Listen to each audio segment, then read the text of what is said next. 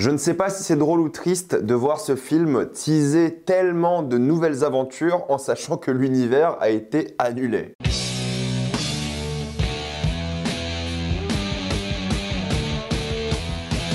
Shazam 2, la colère des dieux. Comme d'habitude, jusqu'à la minute indiquée dans le titre de la vidéo, il n'y aura pas de spoiler, je reste tranquille, après on va tout spoiler. Shazam 2 est l'histoire de Billy Batson et de sa famille qui ont tous des super pouvoirs qui vont devoir arrêter une nouvelle menace. En effet, les filles de Atlas, des déesses de la mythologie grecque, sont de retour afin de conquérir le monde et vont commencer par la ville de Billy. C'est super particulier comme film pour plein de raisons et on va en parler. Mais avant, j'aimerais remercier le partenaire officiel de cette vidéo, CyberGhostVPN et ses 38 millions d'utilisateurs et presque 5 sur 5 sur Trustpilot. Il y a plein de films DC Comics comme celui-ci qui seront très bientôt disponibles sur HBO Max, sauf en France. En France, il faudra attendre 1 an et demi minimum. Avec un VPN, vous prenez un pays qui a HBO Max, comme moi je le fais encore aujourd'hui, parce que de une c'est moins cher, et de deux le catalogue est meilleur, ce qui est évident. Vous prenez HBO Max dans notre pays et vous avez ce film Shazam 2 par exemple déjà dispo. Il n'y est pas encore, hein, mais je pense que d'ici 3 semaines, vu le flop que c'est aux States, il y sera. Il sera dispo et plein d'autres films DC et Warner qui sont déjà dispo là-bas, qui sont vraiment très bien. Si vous aimez la Formule 1, vous pouvez regarder gratuitement sur RTBF avec un VPN en Belgique. Si vous êtes un gros consommateur de YouTube comme moi, eh bien vous devez avoir YouTube Premium, vous prenez un VPN en Inde, en Argentine et ça coûte moins de 2 € par mois. Vous serez un peu en sécurité avec un VPN, que ce soit sur la Wi-Fi de l'université, de la bibliothèque ou de l'hôtel. Vous pouvez partager un compte avec 7 personnes différentes, c'est disponible sur tous vos appareils préférés. Tout le monde peut l'utiliser, en quelques clics c'est fait sans aucun problème. Vous pouvez essayer par vous-même car vous êtes satisfait remboursé sous 45 jours et vous avez une assistance technique en français 24h7. Utilisez le lien dans la description, dans le commentaire épinglé, afin de vous abonner à CyberGhostVPN et bénéficier de 83% de réduction plus 4 mois gratuits. Foncez sur l'offre. J'ai rarement vu aussi peu de personnes dans une salle de projection d'avant-première, vraiment. En effet, Shazam 2 a quand même une grosse particularité, c'est que c'est un univers qui essaie de teaser plein de choses. Il y a des caméos plutôt sympas, il y a une scène post-générique, je sais pas s'il y en a une deuxième, honnêtement j'ai pas pu rester jusqu'à la fin parce que j'avais pas envie, mais la première scène post-générique m'a plutôt bien fait rigoler et ça teasait tellement de choses que tu te dis ah c'est mignon, en même temps c'est triste parce que c'est fini. On sait que Shazam reviendra pas, on sait que le nouveau DC Extended Universe va être créé dès 2025. Là, ils sont en train de tout conclure pour qu'on passe à autre chose. Et Shazam, c'est un peu ce film fantôme. C'est pour ça, je pense qu'il a bidé, c'est que de une, le marketing n'était pas assez bon. Maintenant, tout le monde sait que c'est la fin de cet univers. Alors pourquoi s'investir dedans? Et je comprends. Et il y a une autre raison aussi pour laquelle le film marche pas très bien, c'est qu'il est pas terrible. C'est pas moi qui le dis, hein. C'est les gens, c'est les critiques, mais je le dis aussi. Je dois être tout à fait honnête avec vous. Moi, le premier Shazam, j'avais vraiment pas aimé. Je lui ai pas redonné sa chance depuis. Je l'ai vu une fois en salle et ça m'a suffi. Je voulais le faire avant de voir ce deuxième film. J'ai pas eu le temps malheureusement. Et je préfère voir de nouveaux films. J'ai déjà tellement de retard à cause de mon aménagement que j'ai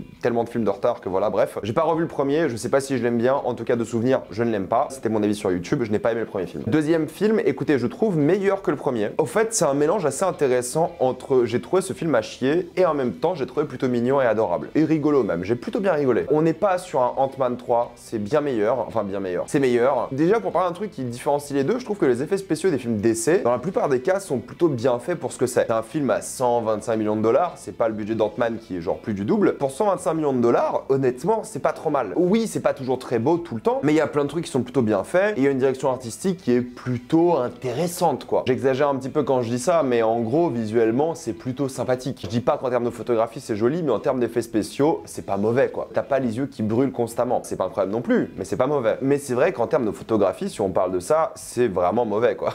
Pour le coup, tout est juste bêtement éclairé. Bah voilà, c'est éclairé avec des lumières de studio, ça se voit. Et quand c'est pas éclairé avec des lumières de studio, ça se voit que c'est dans l'obscurité la plus totale. Il y a aucune nuance, il y a aucune palette de couleurs, c'est vraiment hideux, hein, pour le coup. Je vais pas vous mentir, il y a aucun beau plan, rien du tout. C'est un film très très moche, hein. Pour moi, c'est presque un téléfilm à haut budget. J'aurais vu ça sur Netflix chez moi, ça n'aurait rien changé à l'expérience cinéma pour le coup. C'est pas pour ce genre de film que moi je vais au cinéma, clairement. Visuellement, c'est nul. En termes de mise en scène, il n'y a pas trop d'idées, je vais être honnête avec vous, mais c'est pas mauvais. C'est compréhensible, c'est efficace. Voilà, c'est un réalisateur que moi j'apprécie pour ce qu'il faisait dans les films d'horreur plutôt. Tu vois que c'est un gars qui maîtrise les bases du cinéma. Après, est-ce qu'il y a de bonnes idées, est-ce que c'est bien fait et tout, il y a quasiment pas de bonnes idées. Il y a un truc à la Doctor Strange un peu qui sont un peu sortis nulle part, je sais pas d'où ça vient. C'est tellement copié-collé sur Doctor Strange que je peux même pas le gratifier comme une bonne chose. Mais non, il y a pas d'idée. Tu vas pas forcément voir ce film pour la mise en scène, mais c'est pas catastrophique non plus. Pas comme certains films de super-héros que j'ai vu récemment qui étaient vraiment nuls par rapport à ça. Donc je suis à ce stade où techniquement le film est pas dégueulasse, mais il est pas bon non plus. Moi, ce qui m'énerve un peu, c'est que de une, on dirait un téléfilm, mais c'est que de deux, au fait, je trouve que le scénario, déjà c'est 2h10, c'est beaucoup trop long, mais il y a plein d'histoires qui sont racontées dans cette œuvre. Il y a plein de fusils de Chekhov qui mettent en place, donc des choses qui sont dites au début du film que tu penses vont revenir, mais ne reviennent jamais, ou alors sont tellement mal exploitées et tellement décevantes que le scénario est vraiment super décevant. Je suis à un stade où j'ai compris ce que voulait être le film. Le film est un film pour enfants. C'est tellement évident ce qu'ils disent à haute voix, c'est tellement peu subtil, c'est tellement exagéré que c'est un film pour enfants. Je pense que c'est le film d'essai, et même je dirais Marvel récent, le plus enfantin que j'ai vu depuis très longtemps. Et c'est pas une mauvaise chose, hein. J'ai juste qu'au fait, c'est clairement la cible, les enfants. Mais en même temps, le film a pas du tout été marketé comme ça. Mais clairement, c'est pour les enfants. Et je dois vous admettre qu'il y a des moments que j'ai trouvé assez doux, assez mignons, assez adorables, assez rigolos. J'ai plutôt bien rigolé. Je trouve qu'il y a des blagues qui étaient plutôt bien foutues. Je trouve que les personnages et les acteurs ont tous une bonne alchimie entre eux. Tu vois que c'est un casting qui s'est fait plaisir à faire ce film. Je dirais pas qu'on voit forcément l'amour pour l'œuvre, mais on voit quand même qu'il y a une tentative et qu'il y avait une bonne ambiance dans cette famille. Et je trouve que c'est plutôt bien sorti. Maintenant, est-ce que ça fait un bon film? Pas forcément. Mais c'est juste qu'au fait, je pense qu'il faut vraiment y aller avec des attentes bien inférieures à ce que moi j'avais. Je voulais juste voir un film de super-héros. Au fait, je suis allé voir un film de super-héros pour enfants. Et si vous mettez ça en tête, vous vous dites, ah, me faites ça passe. Il y a plein de choses un peu spéciales comme ça. À un moment, on dit qu'il y a un monstre qui a un pouvoir un peu spécifique, c'est qu'il utilise la peur pour effrayer les gens. Et ça, c'est jamais revenu et jamais vraiment utilisé. C'est des choses un peu comme ça qui mettent à droite à gauche, qui reviennent jamais. Après, il y a des blagues qui marchent plutôt bien. L'humour est plutôt bien foutu. Les acteurs jouent plutôt bien pour ce que c'est. C'est juste que l'histoire est nulle, quoi. C'est ça le problème. C'est juste que c'est une histoire pour enfants où il n'y a pas beaucoup de développement de personnages. Tu penses vraiment que Shazam sera une sorte de leader dans ce film? C'est pas du tout ça l'histoire du film, alors qu'il le tease constamment durant le film. Les histoires d'amour, bon, ça passe, des choses comme ça. La relation familiale est pas du tout au centre du film, mais elle est là et ça va. C'est plutôt la relation familiale des méchantes qui est plus présente. Mais pareil, c'est tellement superficiel. Pourtant, il y avait 2h10, il y avait moyen de faire quelque chose d'intéressant. Mais non, en fait, le truc, c'est qu'il y a beaucoup de scènes d'action au final qui sont pas très belles, qui sont pas très mémorables, qui souffrent du syndrome je te tape, tu voles à 50 mètres en arrière, puis tu viens me taper, je vole à 50 mètres en arrière. Le syndrome Man of Steel, mais en moins bien, quoi. Il y a quelques créatures plutôt cool, comme je l'ai dit, en termes de design, mais elles sont vraiment mal utilisées, genre très peu utilisées pour le coup. La mythologie aussi, très peu utilisée, c'est décevant, je trouve. L'action est tellement anodine et oubliable. En fait, la chose que je vais me rappeler de ce film-là, c'est plutôt les moments un peu doux qu'avaient les personnages entre eux. Mais ça va pas assez loin. Pour moi, ce film aurait dû être un feel-good movie, comédie presque satirique, et là, ça aurait marché. Là, ça aurait été drôle, là, ça aurait été mignon. Parce que voilà, Zachary Levi, je trouve que dans ce film, il se débrouille mieux que dans le premier. Il a plus de charisme, il se débrouille plutôt bien avec tous les acteurs. Jimon Hounsou, pareil, je trouve qu'il fait vraiment un bon taf. Et c'est dans ces moments-là que j'aime bien le film. C'est dans ces moments de fraternité, dans ces moments